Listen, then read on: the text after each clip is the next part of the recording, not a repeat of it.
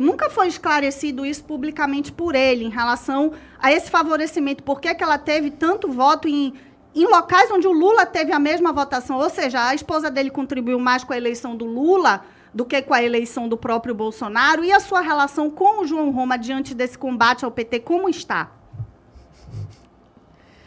Gente, para vocês saberem que essas perguntas não são combinadas, viu? Da próxima vez eu vou almoçar com vocês no domingo.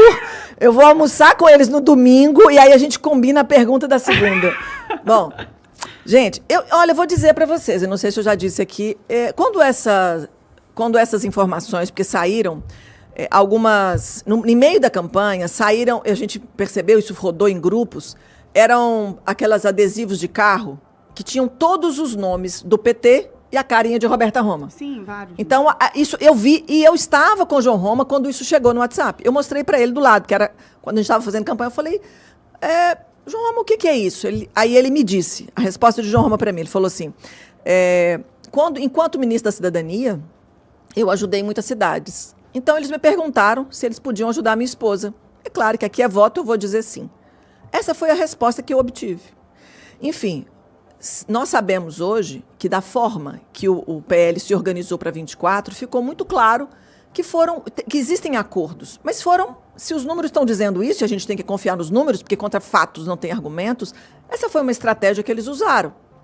Agora, nunca tive nenhum problema com a Roberta, sempre me tratou bem, fazendo o trabalho dela, nunca tive nenhum problema. Mas ficou claro ali, os números mostram, os números falam, e a estratégia, na verdade, foi apontada. E eu, na minha ingenuidade política, ali, num caminhar para Senado, essa foi uma resposta que eu obtive do próprio João Roma. Na verdade, não tenho estado, inclusive no início do ano, quando eu fui retirada da vice-presidência do PL, foi algo que eu fiquei sabendo pela imprensa, né, porque não tem... Na verdade, o que eu percebo ao longo do caminho é que todas as oportunidades de pensar política, de construir uma política de direita, de fazer pontes, de montar e alimentar as bases para que a esperança da direita baiana que seja consolidada, isso não aconteceu. Na primeira reunião do diretório, que foi uma única reunião do PL estadual que eu participei, eu cheguei a propor de fazer...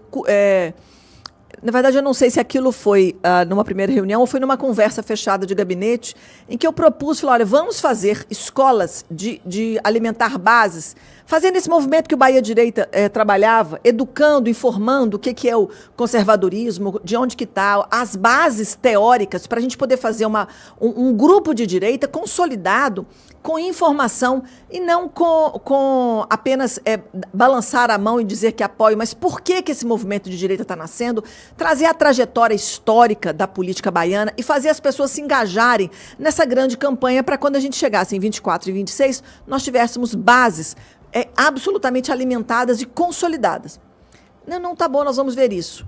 Isso foi alijado e deixado de lado. Então, na verdade, se a gente não tem a vontade política de uma estratégia de um grande partido que poderia fazer o Estado estar hoje movimentando bases para formar a direita, a gente não faz pontes, a gente descarta pessoas que não pensam dessa forma, e quem aponta qualquer possibilidade ou fala qualquer coisa que põe que não alimenta essa fantasia, essa imagem que é uma imagem de propaganda, que é aquela coisa que nós vamos chamar da hipocrisia. Sabe o que é hipocrisia? Hipocrisia é uma palavra difícil, nem todo mundo conhece.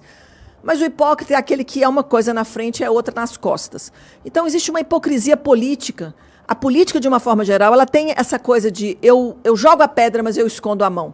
Então, isso na política é muito ruim. E isso acontece em todos os partidos, em todos os lugares. É claro que nós temos pessoas que estão com vontade de fazer a boa política, de ser claro, olho no olho, de estar ali conversando com pessoas. Mas a forma de fazer, às vezes, ela realmente nos decepciona.